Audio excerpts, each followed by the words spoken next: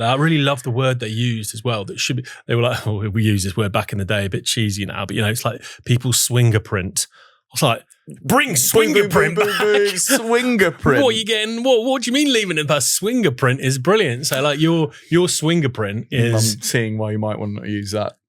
Okay, cool. But yeah, your essentially your swinger print is, the point of release. Are you late? Are you early? Are you mid? So I can see what you're getting. Can you see what alley I've gone down there? Yeah, but I loved it, so I want that to come back.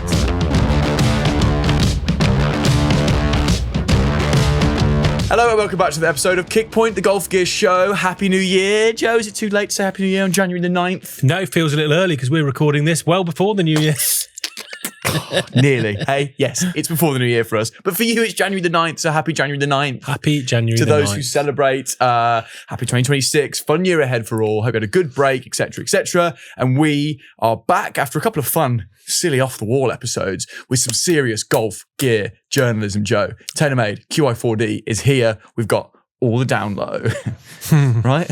Yeah, don't do that again. Firstly, I want to know whether anyone in the comments down below, has anyone broken their golfing New Year's resolutions yet? So there'll be people who've gone, 9 days in, there'll be people who've gone, I'm going to hit balls every day this year.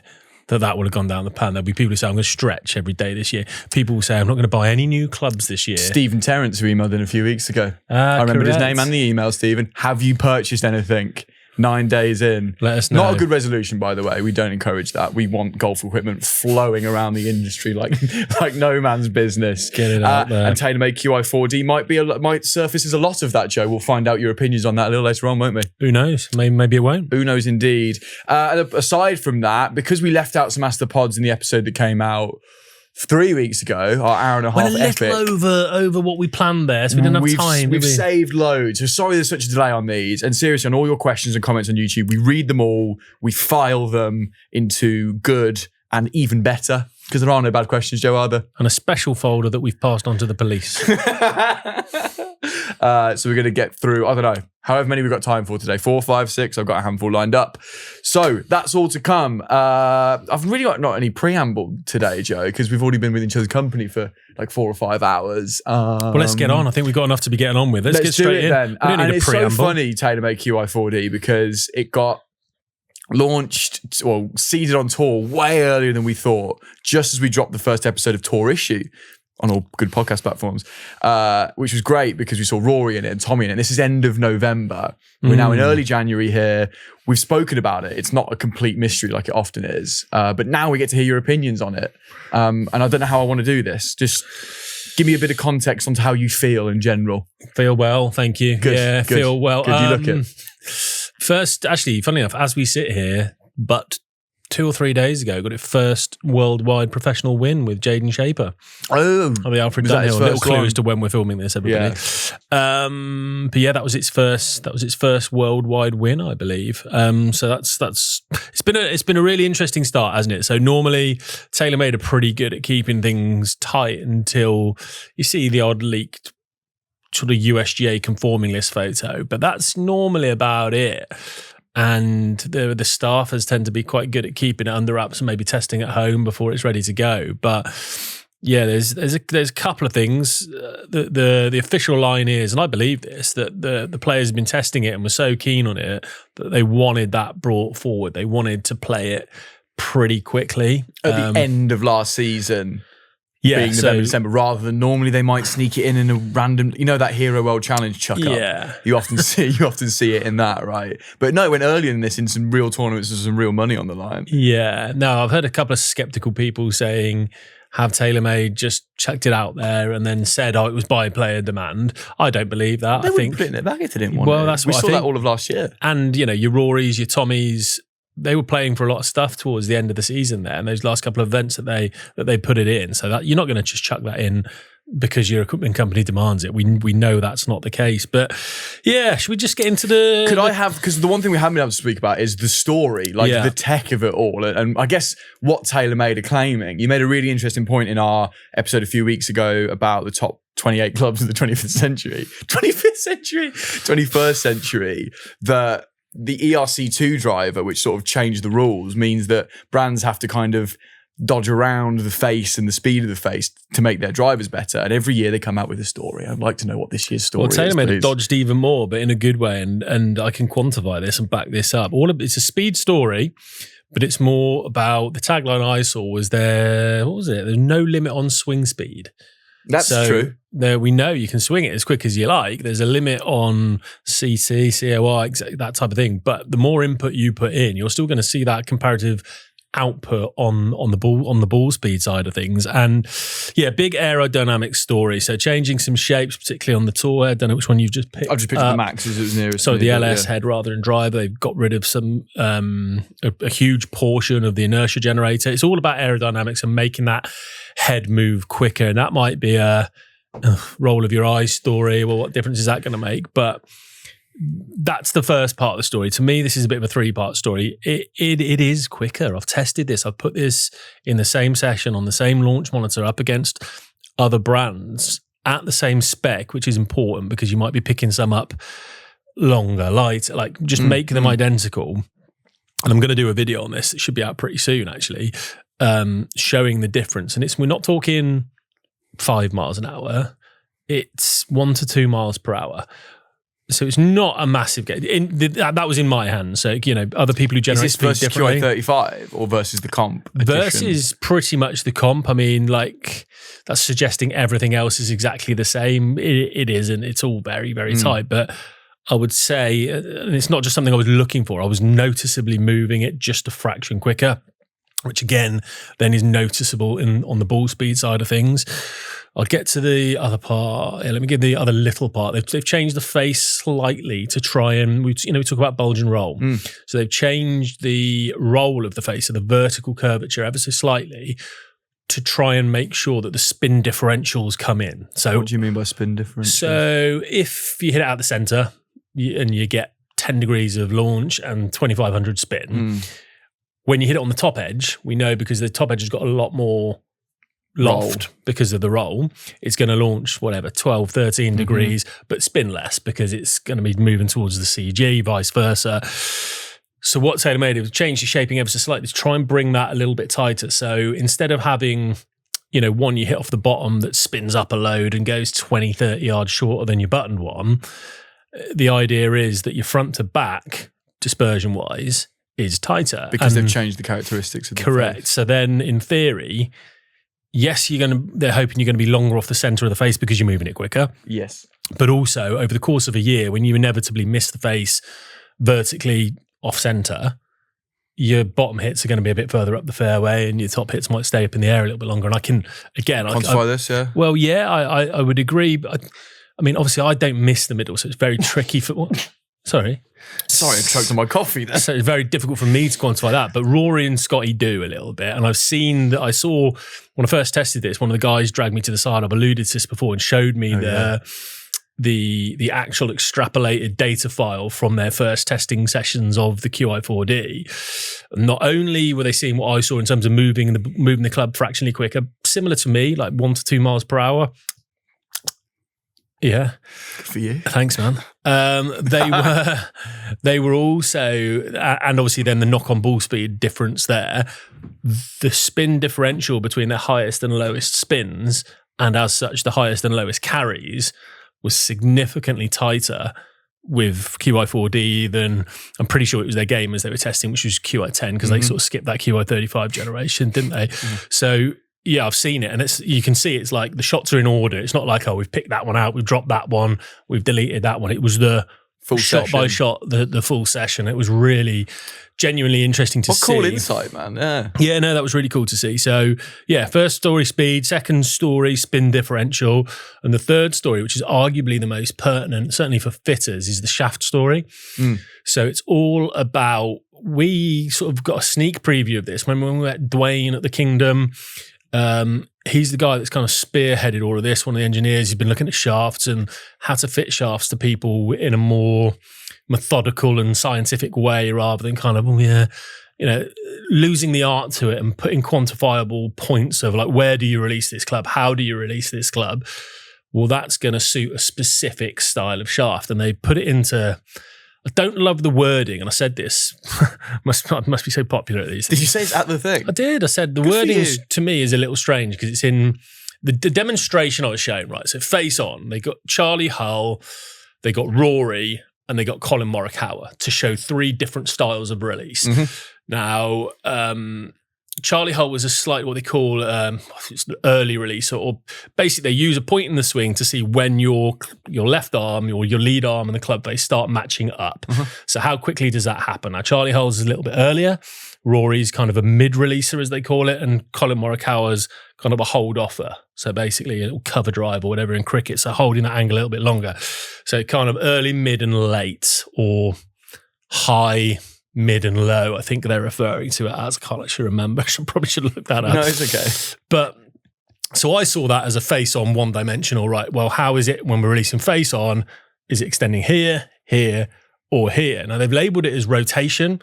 So are you high rotation, low rotation, or mid rotation? So I was keep missing the middle one. It's tricky. It's tricky. This, but they're calling what you just described as rotation because of this movement with the. Yeah, I guess they're kind of alluding or suggesting that release goes hand in hand with rotation. It doesn't to me. There's plenty of people that release and don't rotate the face while they're doing it. There's plenty of people that hold off a bit, but also are rotating the face while they're doing it.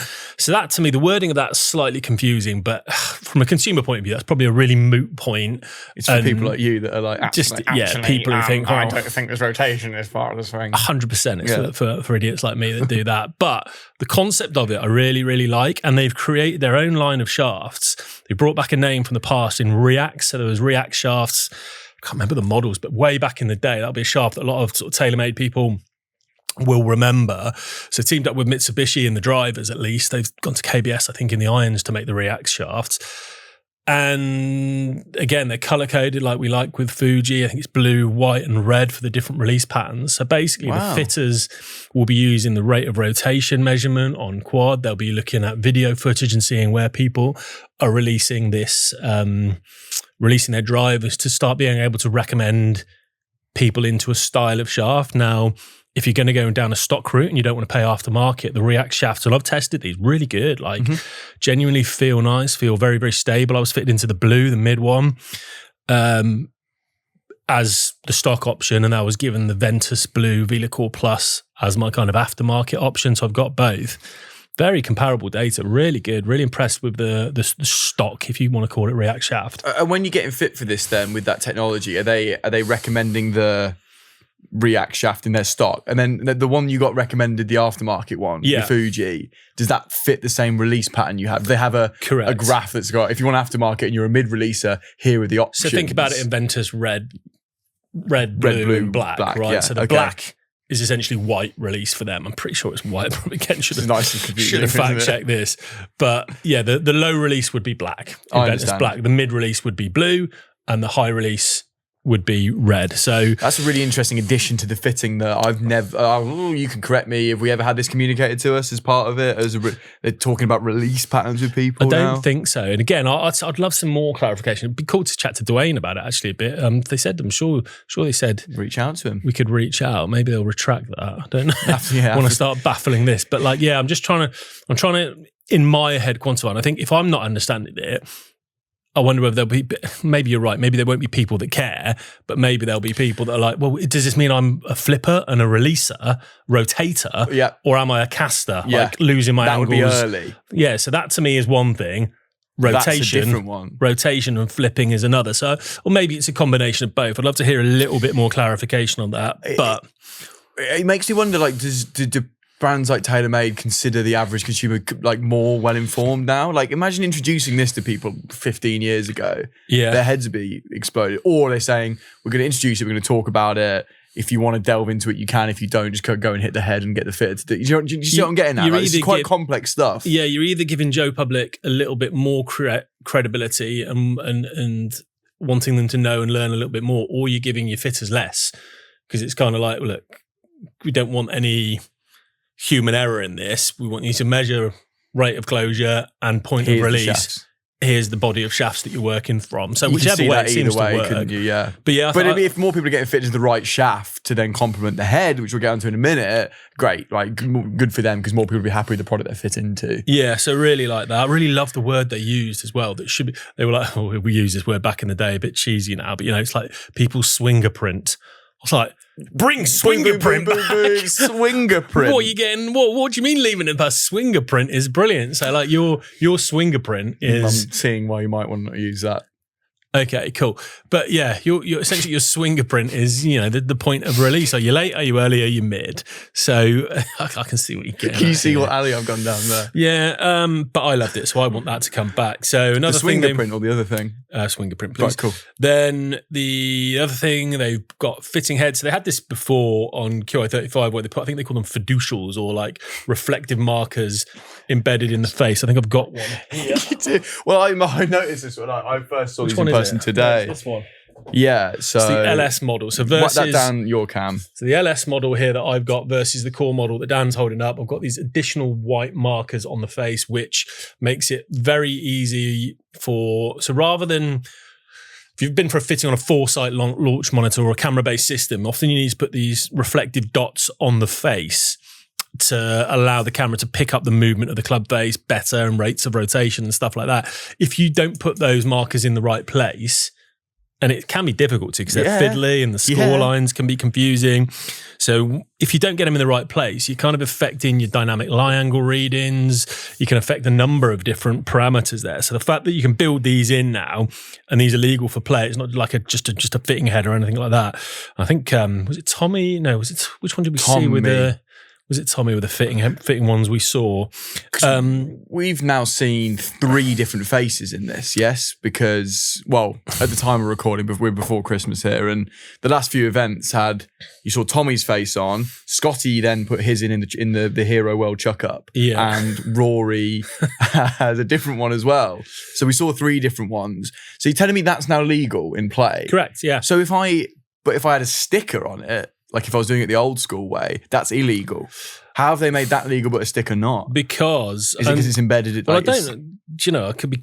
Again, I'm so misinformed the more questions you ask. Stop asking. But sometimes I don't quite know the rules on the stickers on the face. Like I think it's because it's a foreign object. But then lead tape's a foreign object. Lead tape's additional. I think... Not on the face, sometimes though, I think if you... Yeah. Like helping you alignment or maybe anything, it's hitting areas, something like that. It'd be good to... I'll do a little bit more digging on the rule. But I know... Those ones are legal for tournament play, and you can actually order that head if you like seeing a bit more face. Because you put my 8 degree down a minute ago and went, I'd like to see a bit more face. Yeah, and then I said, well, have a look at this one. You pop that down, and all of a sudden there's a pop of white. It gives the illusion of more face, and that's one of the reasons. Great other options to give people. I'm all about options. Why the heck not? Yeah, so that's, I guess, the basic tech stories. That's interesting. Start with driver. So we've got the core model, which the one you just grabbed, yeah. This is the one I'm going into, and this is, I think, pretty confident. Actually, there's a couple more I've got to test, but at the moment, that's in first place for my bag. I mean, core model is basically, we've spoken about the dot model for a couple of years, where they had this sort of mystery head between the core and the LS models. It's kind of like if those two had a baby. Well, I'll pop this up on the screen now. I took just there. Got it? Oh. I took a picture at one of the events I went to of there's actually a QI35 dot head there. And it's the first time I'd actually seen one in the wild. Oh. And it was shape-wise a complete blend between what was the big round core model head of the QI35 and the very pear-shaped LS model. Between those was this sort of happy medium, which is basically the exact shape you're looking at. So when I put the core model of this new QI4D down next to the dot model of the old head that you couldn't get, they're identical in terms of profile. So basically now... QI4D core is QI35 dot. Core dot. Correct. Beautiful. And QI10 core dot, really. So a few people were a little bit put off the core model of QI35 because it was so big and round. So that was a look that most people had associated with the higher MOI game improvement style heads. And even though the performance was very good, it didn't sit right with some people to have that. I like that head. I like the big rounded head. That said, I do much prefer this kind of slightly more subdued version. So I think it's going to sit a lot better in more people's hands And when you get to the performance of it, it's going to do well. I've got the LS address down with the core address, and they are more similar than before. Certainly. That Max is huge. Yeah, so now That's a real big piece of kit. Well, yeah, last year they went a little bit off the wall and the LS was very pear-shaped, and then the QI35 and the QI35 Max were identical. They were the same big, flat, round profile. It was a big MOI story. The core model didn't just sit as well with everyone else because, in my opinion, a few things that I heard from a few people, they didn't love how big and round it was. So this new model has just hit such a beautiful middle ground of that slightly pear-shaped but slightly rounded. It's really very good, and it sits in behind the ball beautifully. So we've got a much darker crown than QI35. I remember I was chatting to our colleague Sam, Sweaty Sam. I feel bad that's stuck, but it has now. It's because he was in the Philippines a lot filming for us and got sweaty there. It's not another issue he has. He might. We don't know. Anyway, that when QI35 first came out, it was a pretty bright grey, wasn't it? Yeah. We were all like, wow, that's quite different. I quite like that. It looks great. A few months down the line, didn't take till March, April for everyone to go, actually, is that anyway? This is a lot darker and I immediately prefer it. I don't know if you feel the same. Not everyone. No, I still love the QI35 and I put in my reviews. I mean, this looks great. There's no denying it. It's really very premium. I think the darker, sort of charcoaly style it's finish. Charcoal for sure. You get it in the light, it's got almost like a copper hue to it. If you put it, there's this little if you squint, very coppery little hue to it. I mean, like I said, me personally, I really enjoyed that light. I found it very vibrant, really thought that QI35 was great, but I can see how some people grow a little bit tired. Said it before, like you can try and reinvent the wheel with these things. Nike had it all the time when they released red drivers and blue drivers, even though they were decent and they didn't sell any. Unfortunately, or fortunately, whatever, stay in your lane with these kind of dark, inoffensive crown colours, and you're not going to go far wrong, particularly when you produce a driver that's producing what I've seen. So you've got 4 weights on the sort of 4 adjustable weights now. So we've got 2 at the front, spread a little bit wider on the core model, 2 quite tight together at the back. So you've got a lot of range of adjustability there. Feels better. Feel like there was hits I found a little harsh on QI35 core. This just gobbles them up. It's just like it's a lot more subdued. There's less feedback through the hands, and it's just good. It's just this is a hit for me down this one. I'm going to come on to this because you're sort of you're teasing us, but go on. The sole, last bit on looks, sole, love the T-bug placement, which is that thing.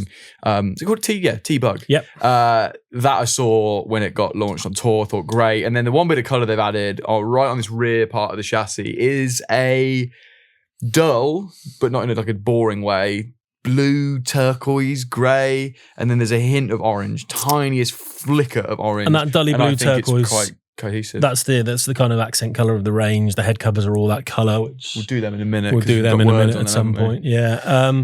So yeah, I mean, overall, good looker then. Eh? It's a good looker. I'd give that 9 out of 10 in terms of looks as an aesthetic. Let's do the performance then, because I think the elephant in the room. Well, let me just finish the rest of the models there. Oh, sorry. Yeah, of course. You're going to do all the performance in one go for all of them. How do you want to do this? Yeah, I'll come back to it. So the LS, we've got the LS, which is the more pear-shaped, low-spin model. I'll come back to the performance of that, and then we've still got the Max. Yeah, in fact, let's just that's the models: Core, LS, and Max. Let's I'm glad we got that in. I'm glad we got that in. So the elephant in the room for me is that I know you liked QI35 at launch, and then after a little bit more deeper testing into the year, a few things creep up. And this is the kind of nature of golf club testing. Like, you've got to bring out your reviews when the embargo lifts. Gives you a very small window to test. As time goes on, we can sort of adjust our opinions, and that's fine. We're allowed to change our minds. How far did your opinion change on QI35? Why didn't we see it in as many pros bags at the top? I know we did see a few, but why may have people not changed? What was not wrong with it, but not as good with it? And has that been fixed? And is QI4D better, basically? Yeah, do you know what?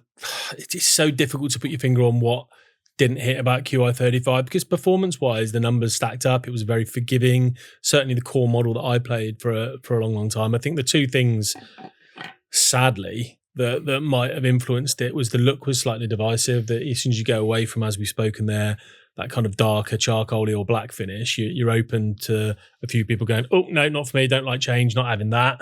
The second thing was the core model was bigger and rounder, alienated a few people. For me personally, I don't know if everyone found this, but some of my mishits just span up a little bit too much and I was losing too much distance from it. And I've always associated with TaylorMade being some of the quicker and the fastest drivers. They went down that more of an MOI story throughout the range, talking about forgiveness there. We're back on speed. We're back in the lane that TaylorMade really do well in. And it's quick. I don't think there's nothing, again, at time of recording, there's certainly one fairly major brand that I haven't hit yet. But it's certainly the quickest of the bunch of everything else I've checked. Both. Well, both. So club, in terms of I'm moving it quicker, and obviously because I'm moving it quicker with a similar strike, I'm going to see a jump in ball speed. But my kind of smash factor, if you want to call it, efficiency, so my ball speed divided by my club head speed, has not been beaten. There's a couple that are very similar. It's producing a similar ratio of output, but I'm getting more input from that. So organically I'm getting a little bit longer, and when you couple and the fact it looks great, it sits great, it feels great, it's a tough combo to beat. It's really impressive. Yeah, I remember actually when you first come in and hit these, and you were very quick to kind of give them a good round of applause, and it feels like it's going to be a popular one, but there's some heavy competition coming this year. There is. Talk about the rest. What have you hit? LS, well, I'm not going to talk about the rest. Yeah, LS is slightly less volatile than before. So the QI10 LS and even the QI35 LS to an extent, really good at bringing the spin down, does what it's supposed to do. But I found it a little bit more volatile. It's not far off the core in terms of its playability now. Just a slightly more pear-shaped model with, for me, 150 to 200 revs less spin, and doesn't really have that volatility that some of the low spin drivers had. So I think that'll be a really good option. That's the one that Tommy's in. I prefer more of a rounded shape, so that one doesn't suit my eye quite as well. The Max is sort of an interesting story. It's the first zero titanium driver they've made in the modern era. Zero? Yeah, since titanium was a thing. Obviously, they made like stainless steel or whatever they were making before, but since titanium's been a thing, so it's all aluminium and carbon. So there's no titanium in there at all. So it's one of the first time they've done that. I would say less noticeable. The core model is one I've spent most time with because selfishly, that's the one I'm thinking of gaming. And that's where I've seen really big gains. The Max model, I think they've done such a good job with QI10 and QI35 Max as making just a really playable driver. It's just more of the same from that. There's not much give in that area, is there? No, once you've got it, especially when you're dealing with high MOI. But once again, aerodynamic, you might move it a mile an hour or 2 miles an hour quicker, so you might get a little bit more out of it. So just all round the driver range is we've said it before, like this kind of alternate year hit from TaylorMade. Feels like one. I think the theory's working again, isn't it? It feels like it's coming to fruition. A couple of things. I look forward to being able to compare this with the other drivers when we're allowed to talk about them in more detail. You already know what they are now if you're watching and listening, so you figure that one out. Secondly, the Golf Monthly Reviews channel, which is now live. You want to actually, this is our forum to sit and chew the fat and shoot the S. If you want to go see Joe and Sam hit these and talk about them in more detail, head over to that channel where there'll be some in-depth reviews on each of these or some head-to-heads as well. So yeah, hits for the driver. Last one for me, I had a question while you were talking there. Do you think it sounds like the decision-making process between picking the LS and the core, would you say it's purely a looks thing? Because they sound like they perform quite well. If you're looking to find a way of knocking 100, 200 spin off, there you go. But they sound very similar to me. So how are you going to differentiate with those if you're going into a fitting? Shape will be one of the main things. If you just prefer around the look, you can actually, by flicking the weights around on the core model, you can get a very aggressive spin out of that as well. So once again, I said this kind of last year is the core model just going to be uber dominant. Yeah, but I think possibly more so because the shaping has obviously changed. So I think. Possibly more so this year. That core in the aggressive spin setup will do you equally as well as the LS. But then, like I said, there's some people that are sort of wedded to that very pear-shaped look that sort of came in really stealth 2 in the lower spin versions thereof. Became a very sort of familiar pear-shaped TaylorMade look, which a lot of people are wedded to. And if you're coming from one of those drives and you want to maintain a familiar look, but kind of reap the benefits of a few more years of progress and research, then the LS model is probably going to be for you. There you go. Why have no other brands done carbon faces? There's been issues, hasn't there? You see it flying around on Instagram, breakages, things popping off. So I wonder whether people are fearful of that. There's another brand, I can't remember the embargo list here, that have created an entire new face that looks very much like the Qi10 face, but slightly different material. And I wonder whether it's going to be one of those things. Maybe are the tangible benefits there as much as TaylorMade would like you to think, in terms of durability, in terms of speed, and all the benefits they're saying that the carbon has? I would argue maybe not, because we're seeing so much success from like your Titleist GT ranges, from the Ping G ranges that aren't implementing that. So a lot of these manufacturers might be thinking, well, why are we going to rewrite the rule book here for not massive gains? It's certainly not worse in any way. But it's like, why would a Titleist have to develop a whole new material base for what is has some questionable durability concerns? We spoke about the speed slot on Rocket Ball's fairways, do you remember? Yeah. And then pretty shortly after that, a couple of years later, Titleist brought out their active recoil channel. That was one of those where you had to react because it was just so much better and quicker, and everything was going on there. I would probably say, in answer to your question, it's good.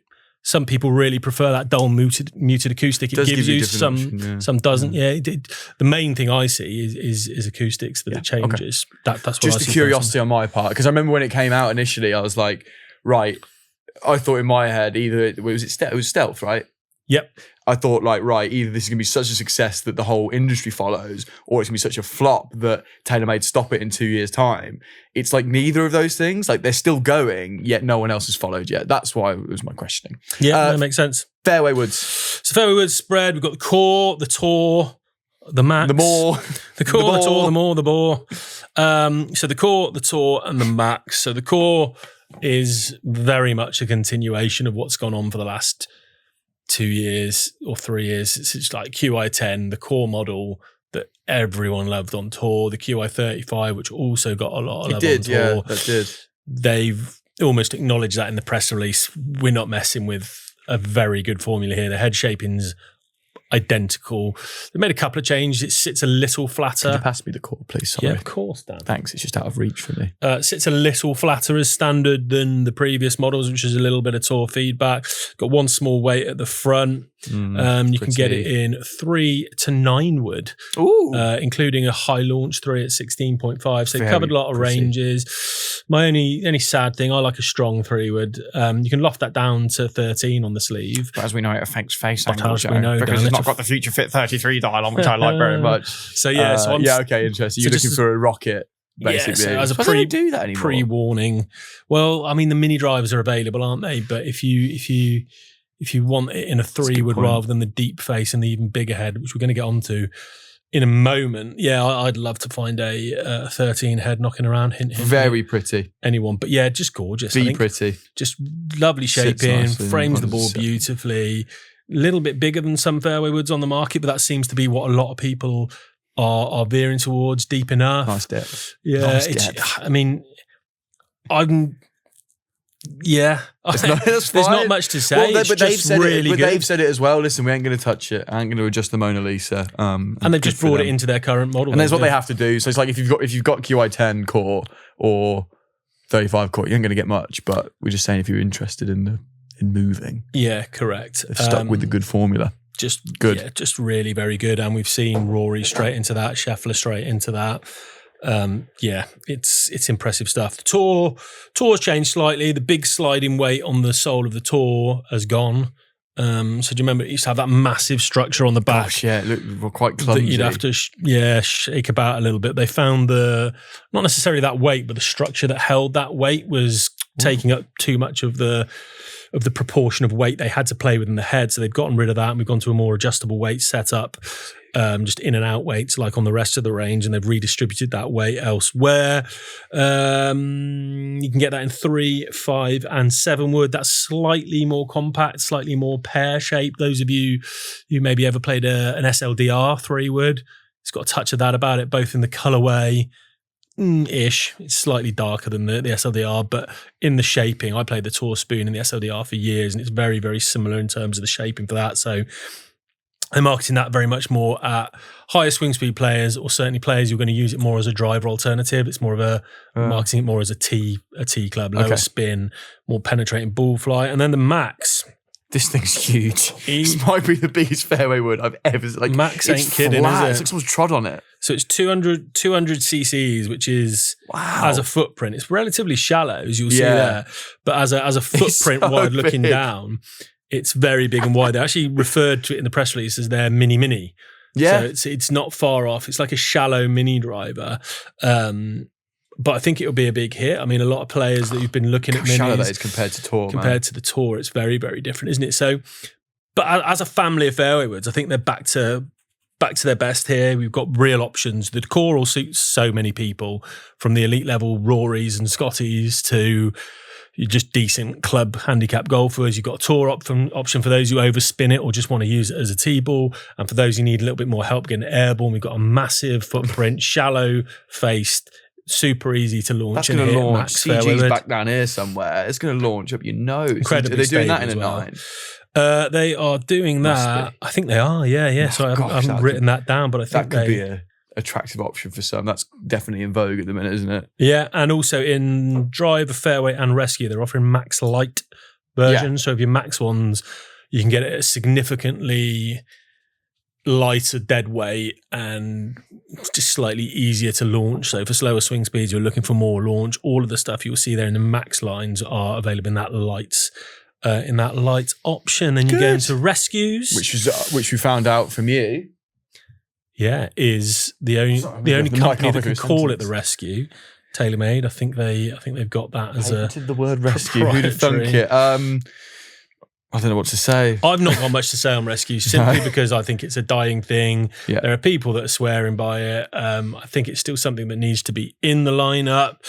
Looks decent, nice shaping. I don't love this they put a new little alignment marker on the crown really weird to center suddenly do that. Maybe they couldn't quite fit the T-bug that they put on the other models on the little banner strip. Potentially. So there's a little line to center your strike, which I don't love. Just adds a little bit of fussiness for me that I don't love. But they've got the rescue and the Max rescue as well. So those are options down there. Rescues. No, not for me, but there are people out there who will still be all over them like a rash. Irons wise, we've got a new QI iron, but it's QI Max and the QI Max HL. So is that because the old game improvement iron was called QI? They're just calling it QI still. QI Max. Sorry. But they're bidding the other one off. Yeah. This HL and the big super game improvement story, I've seen it with a lot of brands of late who are bringing out their super game improvement irons, high MOI, super forgiving, easy. I was going to say easy to launch, but that's kind of the point I'm getting on here. And then jack in the loft. So like 28 degree 7 irons. So if you're needing game improvement and you're not consistent, you've not got that speed potentially, I just don't love that as a loft system. Everyone does it. This isn't a dig at TaylorMade, but everyone's reacting and they've got their HL options where they're like 3 degrees weaker throughout. And it's just like, that's all you need. Just make that the one option. I'd love to know what the percentage split is if you're a fitter or an account of what people are getting fit into what, because you're a fitter now. Surely you just push these people that come in that need that into the HL. But it depends. There's still fitters out there that are, this gets back to our launch monitor battle of like, get rid of that total number on there, because that's why brands did it. They wanted to win the launch monitor. Correct. For so the if year. You get a 28 degree 7 iron that's got a bit of bump behind it, and you can show someone who normally hits their 7 iron 140 that they're getting 175 out of it as the total number, even though it might be pitching at 135, Bit of an exaggeration, but you know what I mean. That's a good ego boost and it's a good sales pitch. It's not ethical because it's not generally for most people going to be a playable distance. It's just low trundlers, not going to get enough peak height, not going to be able to stop the ball near its pitch mark. So again, this isn't a dig at TaylorMade. It's just I'm getting a bit bored of that whole game improvement super loft jack thing. It just doesn't work for people. I never see it working. We do equipment like what's the next equipment trend? I wouldn't call this a trend, but I think in 2 or 4 years' time, the loft jacking thing will have. I think brands are cottoning onto it because, like you said, every ZXI, ZXI HL. But I think brands are cottoning on to the fact that consumers are cottoning on. Yeah, is what I think. So eventually, we're all going to meet in the middle where we're actually understanding each other and be back to the lofts kind of where they were, where people can get up in the air. And then if you do want to win a loft jacking bag, you can get into players' distance irons that are going further. Like correct. I think the average Joe and Joette. Josephine, we resent that as a group. Are more knowledgeable. Hopefully, thanks to podcasts like this that tell them they don't need. Rant aside, though, they've done a good job of improving this iron. Like I said, I think if I was fitting any of my beginner friends or slower swing speed players in, I'd be avoiding the standard version. I'd be straight into let's get you some launch, let's get it airborne, and let's get on with things here. But they've looked heavily at the noise, and I mentioned this in my review last year. Didn't mind the QI iron. Badge I felt was a little bit plasticky and didn't look as premium as some, but it was clicky. It was very sort of high pitched and just very didn't have much about it. But they've looked very heavily at the frequency, the volume, and the duration of the sound specifically. They made it 49% quieter, a 28% shorter duration noise. 49% quieter. It's precise, isn't it? But you can measure things like that, decibels. Oh, of course you can. Yeah, you can absolutely measure that stuff. So come back in your box. Yeah. It's definitely better looking. It's still fussier than I would like it to be. A lot of visual tech on display from the iron. So you can see the speed slot. You can see this, what have they put in the back? A stabilization bar, even the name. The fluted hosel where they've taken weight out of the hosel. Like it's all there on display. You can see everything that's been designed or thought about on the iron. Like you can see it. It's all in your face. I don't need to see it. Here's one for you though. Go on. I think people who purchase game improvement irons do need to see it. And they want to see it. Irons like the Elite iron game improvement iron from last year, which Yumi raved about because we prefer a minimalist look and we're better players that can accept that kind of look. Of course we like that. However, some beginners, I think, want to see tech. They want to, this is me speaking on behalf of people, but I know from feedback on the Elite iron from the people at Callaway that people looked at it and went, oh, no, that's too good. No, not too scary because it looked fine. That's too good for me because it's too simple. Now, that's a symptom of the fact that golf clubs' old game improvement irons have made to look like this and we've become conditioned to that. If Callaway had stuck with Elite, we can uncondition people. I just think people are conditioned to these game improvement irons having to look in a certain way, and you and me don't like that. Yeah, and it's too good for me. I don't know. Let me know if you think that as well. Yeah, I'd be interested to hear about that. Because I'm speaking on behalf of other people. Though. Yeah, from people more in that sort of handicap and performance bracket that might be using these irons. Yeah, it's a good point. I'm talking my opinion here of like if I was taking myself and putting myself in that position, but I can't unsee the things that I've seen and things that I like and minimalism and neat and tidy. Like you say, I guess there's people who buy certain cars that like the clear perspex thing where they can see the engine working and stuff like that. There's all of that stuff. So yeah, maybe it'd be right up your street. There's certain Ferraris you can just look straight through the boot. I think like a Sportage. Not the Sportage. Oh, look, it's a hybrid. It's an interesting one with game improvement irons. But TaylorMade do it a lot. Like I mentioned this in a video the other day with the P790 iron, which I think is one of the best irons ever invented, particularly the current model, which is superb. There's a little black hole on the toe where they've obviously injected the speed foam in there and they've just filled it in with a black plug and left it there. Now that's just a nod to like, oh, we've gone in there. It's hollow. Like, look. Doesn't need to be there. No, you could weld that over. But like visual design language is so important. It is to TaylorMade. Like Tyler spend a lot of time covering it up. They do. They don't like showing their workings. Did their multi-material crown and then polyfilled in the join between the crown and the leading edge piece and smoothed it all over to make it more tightless and sleek and whatever. I quite like that. I'm a big TaylorMade guy. I just sometimes don't need to see the workings out. Mm-hmm. That's all I would say on that. No, good. And that's me, but like you say, other people genuinely really do. But yeah, it is definitely better looking. Despite what I've just said, it's better looking than the last one, and it feels better. It's not as clicky. It's an absolute rocket launcher. It's a good option in that game improvement market. For me, the 2 stars of the show, of all of that I tested, would be the core modeling driver and the core modeling fairway. You haven't messed up the fairway wood because it's just unbelievable and played by so many people. And the core model has just had a beautiful reshaping, which makes it sit great, will appeal to more people. It moves quicker, it feels better, and it's probably a more palatable colorway to a lot of people. Like tick, tick, tick, tick, tick. It's going to do really well. Great. I really enjoyed that conversation, Joe. That was because I didn't know any of the tech still could work. Yeah, you have a sit down. You come dressed in your cardigan and brown corduroys today. I didn't mention your spot. Don't mention my cardigan. You did mention my spot. Not on this episode. This spot's been around for 4 weeks. Can you believe? I can't get rid of it. Tough scene. Really interesting conversation. Thanks for spending some time with us on that, Joe. And as I said, if you want to go watch you and Sam hit these and have a bit of data and a bit more of a dynamic hitting session, head to the Golf Points Reviews channel. Correct. Yeah. No, looking forward to and that. Let us know what you think on them looks-wise, and if you've hit them, you can't possibly hit them yet. They've been out 3 days. But, they will be like TaylorMade or popular or whatever, but a good TaylorMade. Yeah, it's a good year to be a TaylorMade person. What time are we on, Johnny Ely? I felt long. Over there. 47. Let's get some Ask the Pods in there, let's get some Ask the Pods in. Time for a favourite part of the show. Hopefully yours as well, because we can get That's the pod. Thank you. Oh, I forgot about this. Still do this, Energy. Ask the Pod. Ask the Pod. Ask the Pod. Ask the Pod. We've had some emails and some Instagram comments saying people start singing along to that. So that's, some people, I'm glad that's said become he was a falling thing. asleep to it, which I liked. Wow. Humming it. It's such a low budget tune as well. So this is our favourite part of the show. Hopefully yours as well, where you get to ask us some questions and we will answer. Huge backlog. We're going to get through as many as we can today. I don't like going over an hour, but maybe we'll creep over an hour today, something like that. Who knows? Right. Here's one for you. This was supposed to come out a few weeks ago, but we didn't have time. And there's a sentence at the start I very much enjoy. Anthony Benjamin. Should I do the accent? I should probably do the accent. G'day, cobbers. Fair sucker to serve, but you blokes are doing a bonza job.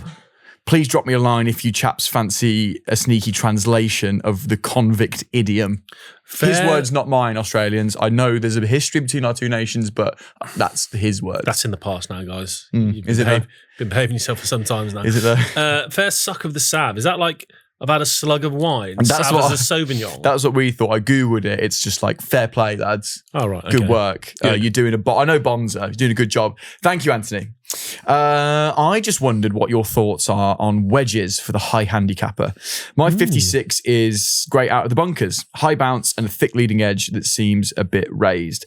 Consequently, I find it really hard to chip with off tight lies, and one often finds in subtropical sunny Brisbane. My 60 has a bit of a tighter leading edge, but still a fair bit of bounce, the Cobra cavity backs. I have a CBX 52 that sits tighter to the ground, which is better for chipping, but perhaps runs out a bit more. Is it too individual a thing to get some advice on wedges that can operate in bunkers and out, and for that matter, for the mid to high handicapper in general? Thanks for all your wise words. The podcast is a highlight of mine and the Joe the Pro fan club's week. There are others out there, Joe. All 6 of us. We're debating whether we should call Dan Boy Wonder or not. I don't mind it. I'd happily be called that. But now there, he doesn't mind I don't know what it means. I don't know what it means. You've not seen me Batman hit. and Robin, the Boy Wonder. Do you remember that? Is that what that is in reference to? Oh, there you go. That kind of puts you as a subservient, like, right-hand man to me there. Yeah, I think that's the dynamic we have. Cool. I'm quite content with that. All right, You're cleverer than me, Boy okay? Wonder. Get away with it. So there you go, Joe.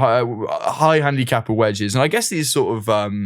I've never used one, but I sort of rave about them when I write about them in the magazine or read Sam's reviews about these cavity back wedges that blend so nicely into a cavity back set, etc., etc. But to Anthony's point, a little tough to chip with if you've got so much bounce on tight lies. Yeah, it got me thinking a little bit more about the high handicap thing, and I get it.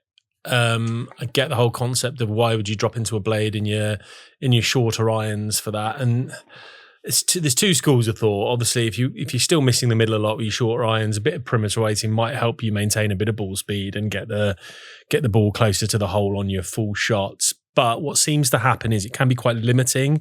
So they seem to we've got away from it well here in game improvement irons. I've said this a lot over the last year. It feels like manufacturers stop patronising higher handicap players, and you've got some good features. You've got some sole topography. You've got some better looks. Softer feel in a lot of them. Feels. You've got less patronising visuals. Some of the game improvement wedges that I've seen are still stuck in that. Just give them a massive flat sole, put a big badge on it. That'll cheer them up because they're not very good. Yeah, exactly. And a lot of the ones I've seen are a little bit like that. So, I mean, just to get to the crux of the problem here, right? He's got a 52 degree with less bounce, which he finds easier for chipping, but doesn't have the requisite loft maybe of his 56 and 60 to hit soft shots. 56 has got loads of bounce and a big raised leading edge, so he uses that at bunkers, but isn't good for much else. 60 has a slightly tighter leading edge, but still a lot of bounce. So, I mean, it doesn't feel like a great setup if they're like the only one you're going to be able to chip with really confidently off tight lies is your 52, because that's going to limit your shots. As he says, it's a really tough one without seeing him and his delivery type and what type of shots he likes to play, etc., and what clubs he likes to use when and where. But yeah, for me, God, it's so easy to just go for a fitting. But you need someone to take a look at it and try you out on different grasses, different lies. How do you, if you need to hit a softer one, how and where do you open the club face, or do you not? Or do you just change your technique here?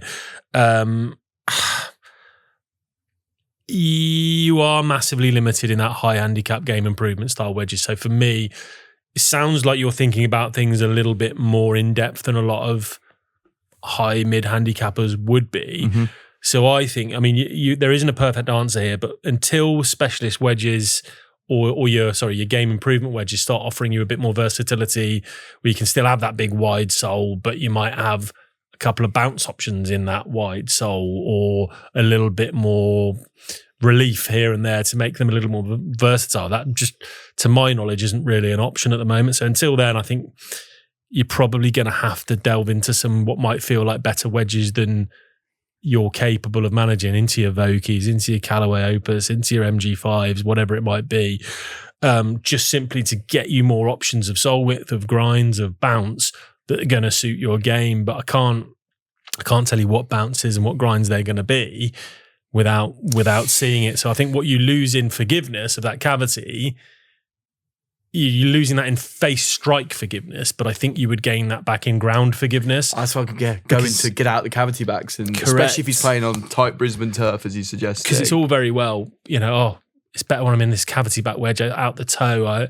I maintain a bit of yardage. Well, if you've drop kicked it because it's got a load of bounce and it's gone 30 yards through the back of the green, that ain't much good to you. I'd say it's real priority to get your soles to match your turf conditions and your delivery conditions. So you're suggesting think about it in a different way. While it's useful to have that blend into a cavity back, you're not hitting full shots with these, and it's easy to find the middle of the face. You will be hitting some full shots. But maybe in the gap wedge you could go in. Yeah, and correct. Then have a low bounce 56 and it sounds like he's 60. relatively happy with that gap wedge that he's got there. It's less bounce, and you'd think you're going to play more of your fuller shots and your pitch shots with that. It just feels to me he's very limited. And like you say, talking about turf and the conditions you're going to have in where he's from, tight, firm conditions, when we're dealing with wide soles and a lot of bounce, you're not giving yourself a great chance of playing all the shots that you need to play. So I think he's going to have to delve into that more specialist market until someone hang on.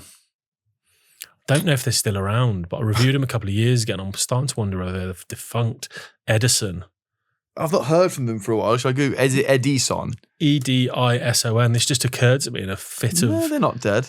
They're still making, because I'm sure someone looked them up. They've got a website. They've got a functional website still. Have a look at Edison then, because they've got a couple of brilliant grinds specifically, and there's a cavity in there as well, so you get a bit of extra forgiveness, a bit of a bit of leeway in terms of your heel toe striking, but there's also some really clever cavities. Have a look at Edison. The Edison 2.0 was the one I tried, which I was really impressed with. And also they do odd lofts, which I like randomly. Oh, yeah. Like 53 and 57. Something a bit different. Yeah, just like that. So many brands are just your even loft. So, you know, you can just be a bit different. Also, I would suggest he's not like a full-fledged Australian here, because no fully fledged Aussie's calling himself Anthony instead of Tone. Tone. He should be Tone Benjamin. Maybe he's I'd say he's being formal in the email, but he started the email with fair suck of the sad. But then he's dropped into one wood.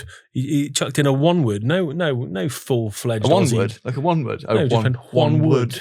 Yeah. Anyway. Thank you for the email, Anthony. Town.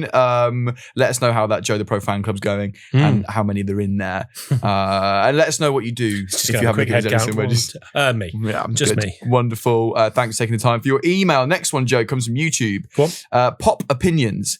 In a future episode, we'd love to hear Joe's take on why Bryson needs such high... Does this come just specifically from the YouTube or someone on YouTube? A comment from YouTube. Oh, right. Okay, cool. Good. Yeah, I've not found it on YouTube. YouTube were in touch with us. Right, sorry, yeah.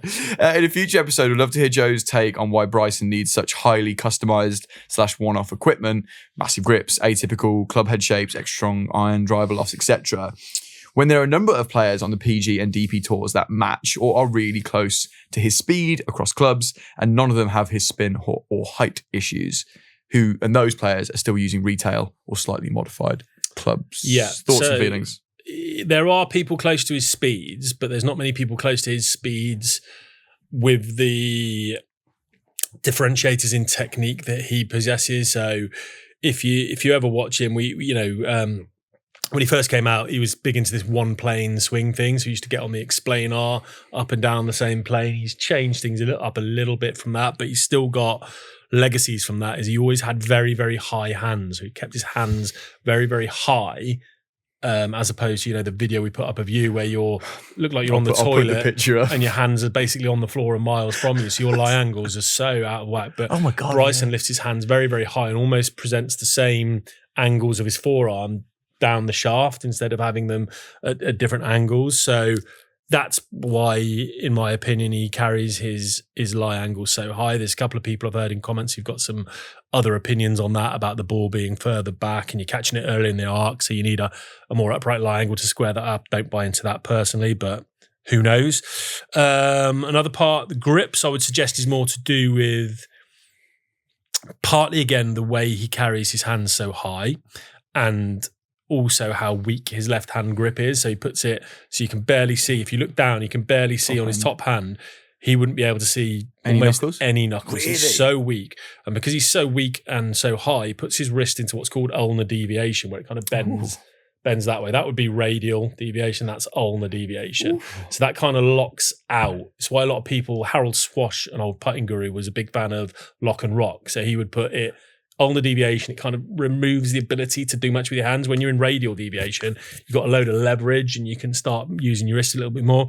Bryson's gone down the route, put himself in that ulnar deviation position with high hands, a weak left hand. It's almost like an old Harold Swash putting grip. The club running through the lifeline in his palm, rather than most people talk about going straight across the fingers to get more leverage and use a later hit. His high hands through that lifeline locks it out. If you do that, I like to do that with my putting, and I struggle to use a thin grip, like the PP Man grip, for example. We saw that. We tried a thin one over at Golf Pride, and it was like, had to come straight off. Whack the reverse taper because on it just doesn't sit well through your lifeline. You need a bit more substance, I've found. If you're going down that high hands, more upright putting style, you need a bit more substance in your hand. Same thing with in the full swing. If you go in high hands and you're running it through the palm, it's very difficult to get your fingers round a skinnier grip. So I would suggest that's why he's done it there. The loft thing's a slightly more interesting one, and it's tough without seeing his dynamic loft numbers, but it's possible that he would be presenting more loft than most at his speed with the other technical nuances we're talking about there. High hands, weak grip. There's a very good option that he's not producing as much leverage, so he's not producing as much shaft lean at impact, which means he'd be presenting more loft than people. So if he's presenting more loft than people at his colossal speed, the ball would be spinning like crazy. So that's probably why some of those lofts have come down.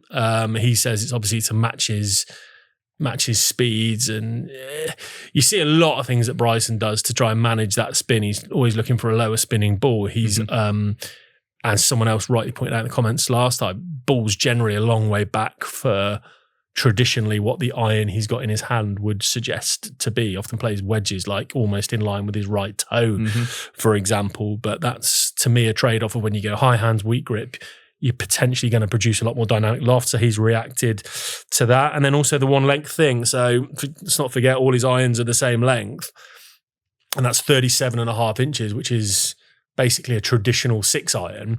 And his longest irons are 5. So realistically, the rest of his set is longer than everyone else's. So coupled with his strength and his natural speed, he's got more length to work with. So he's going to be moving those even quicker than people of an equivalent speed, because he's simply got more centrifugal force and things that will build up. And if you're moving something quicker, and even if you were presenting like for like the same loft, which I would suggest he probably isn't, the spin's going to be through the roof. So he's got to react once again with loft. So there's so many variables to get through with Bryson's equipment. That's before you even get stuck into putter, where he's got incredibly upright in his putter. He's got incredibly heavy and stiff shaft with that arm lock, because have you ever spoken about this with putting? Decided that if you're in the mid-range of your muscle movements, so like you sat in a comfortable position, I can open my shoulders up a bit, I can close my shoulders up a bit.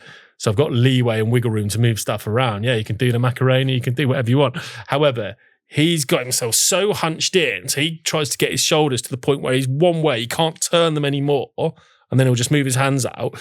So he knows, so long as he keeps his shoulders locked or his arms at the end of their range of motion, well, they can only go one way. So he's only guarding against one thing. Whereas if you're in the middle with your putting and you slightly open it, you got a little push. If you slightly go that way, you got your little pull. So he's trying to eliminate variables. And because of the way he carries his shoulders, his putter has to be very upright to accommodate that. He wants to arm lock it, so he's got that different grip.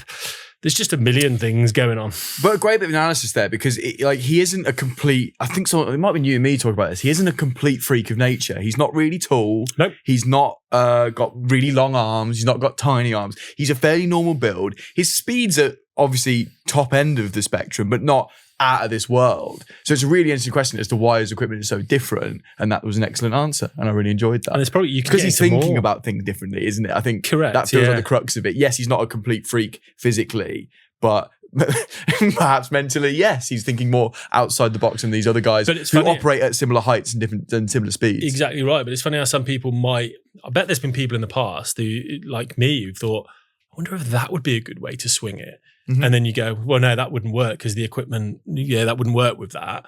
Because this is the equipment and that's it. Yeah, but he's just gone, well, I want to swing like that. What equipment would allow me to do that? Okay, well, we're going to make curve faces. We're going to take all the loft off. I'm going to get them 7 degrees upright. I'm going to have them all one length. I'm going to have a putter at 80 degrees lie angle, 79.9 it would have to be legal.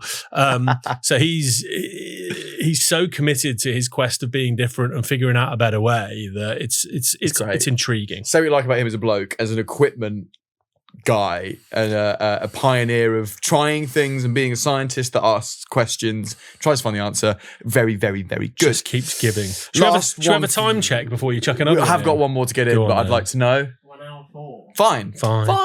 We've touched an hour and a quarter every now and again. No one's run off yet. This comes from that's wrong. YNWAC. It's YNWACY on Instagram, and he's not put his name in the bio. So I don't know your name, mate. Sorry.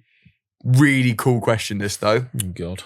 Came on the 19th of November, so sorry for the delay. At 5:07 a.m. Must be on a different time zone, or just sort of stuck up at night. With hang on. Is this your man from sunny Worcestershire? No. Oh, Question. God. Rory got stung for a hot driver. Yeah. How are all these old drivers not failing the same conformity tests? Example, Adam Schenk, Matt Fitzpatrick, Aaron Rye. Good question. Interesting thoughts. Joe? Good question. I've got no answer to it. It might be... Should we debate? Yeah, it might be that we spoke to the USGA people about the frequency of testing, and it's not that frequent, and it's not every event to the best of my knowledge, and it's certainly not every player at every event. You're just randomly getting picked. So there's potential that there'll be plenty of drivers out there over the legal limit. There'll be loads of them. I'm not just saying the names they've named there, but they might just be getting away with it. It's not cheating. It's just like they haven't been pulled out of the hat for the test. Haven't been pulled, and that's fine. There's also schools of thought that, for example, Aaron Rai there, that's not a high-speed player, so he's not stressing the face. Hungry? Dan's tummy just I'm the opposite of hungry. Okay, good to know. So Rai might not be stressing the face and thinning it out as much as Rory. Imagine Rory pounding on drivers for hours on end. The face is going to be under some sort of stress and flexing. Fitz is high speed. Yeah, Fitz is high speed to the point where he cracked. Yeah, he cracked his TSI 3, I think, didn't he? He had that whole debate. Where the rules official was telling him it wasn't cracked. Oh, Dan's in a bad way. Where it wasn't cracked. Yeah, I mean, I don't have a good answer to it. It's just could be luck of the draw. It could be they're not putting it under enough stress to make that happen. We haven't looked into all of this. It could be like luck of the. We're saying luck of the draw in the sense that they haven't been pulled out of the hat to be tested. It could be luck that head they happened to get was a little bit more solid. Maybe Aaron Rai's M6, some sort of manufacturing quirk. Or started further away from the legal limit. Because they do that for tour guys, don't they? They keep them way further away than the ones you and I get at retail. I get these things popping into my head all the time, but there could be stuff we've never even looked at. There might be some sort of correlation, who knows, between the type of ball a player uses and those that if they're using a higher compression ball, a firmer ball, potentially that ball would be consistently putting their driver under more stress, thinning the phase, causing that creeping to happen quicker. You never know. Some of these guys that aren't getting done, maybe they're either not hitting it as hard, hitting softer balls, or they started further away from the mark. It's a tough one to even We'll never know on. YMCA on Instagram. Right, should we get you to the toilet? It did not. It did annoy me when we asked the US, just like you're one of your children. I can tell you need the toilet because you're putting a funny face. Yes. We did ask the USGA people, why don't you test everybody every week? And they gave what is probably, if I'm not being a cynic, the correct answer. Testing everybody every week would be exhaustive, a waste of resources. But the cynic in me and the amount of money knocking around these tours, the amount of money knocking around the USGA, and just do it. Just test everyone's drivers every week. I've got to have my car MOT'd every year because that's the rules. That's every year. Sort of blooming ball Sunday night and have it MOT'd, do you? Every Sunday. But the MOT is a longer process. They reckon it take 2 to 3 minutes to CT test a driver. So why at the start of registration could you not set up a desk next to the registration where you go and pick up your credentials? You have to take your driver, and that has to be tested. But then there's room to cheat in golf, full stop, if you want to. But you could get a driver tested, and then go and put. A lot of the guys travel with 3 or 4 different driver heads. Bryson travels with about 12. So it'd be very difficult but then, because then you'd have to have someone cross-referencing the serial number on the first tee of the tournament to the one that was tested. So I can see their point of that, but surely there's a way, Yeah, I think there should be a way. But on the flip side, does the average watcher of the PGA Tour care? But also the rules. Let's get people sticking in them. These are the questions, and I do need the loo. Thank you for listening, everybody. Great debrief on Qi4D, Joe. Really enjoyed that. We're going to have more product releases coming throughout the rest of January and February, but we're not going to just dedicate episodes to them. We're going to do Ask the Pods and what's in the bags when they come around as well. Comments, questions, email us. Tell us what you want to hear, because we don't want to just do releases, but we also do because they are interesting. Comments, as usual, on YouTube. Thank you for them. We read all of them. Emails, we read all of them. kickpointpodcast@futurenet.com. Instagram, DM us. We're on that as well. And thank you for your support. As always, Joe, good job, man. That was an exhaustive one for you and your little cardie. For a good old boy like you to bring out such good information is really useful for all of us. So thank you. Goodbye. Bye, everybody.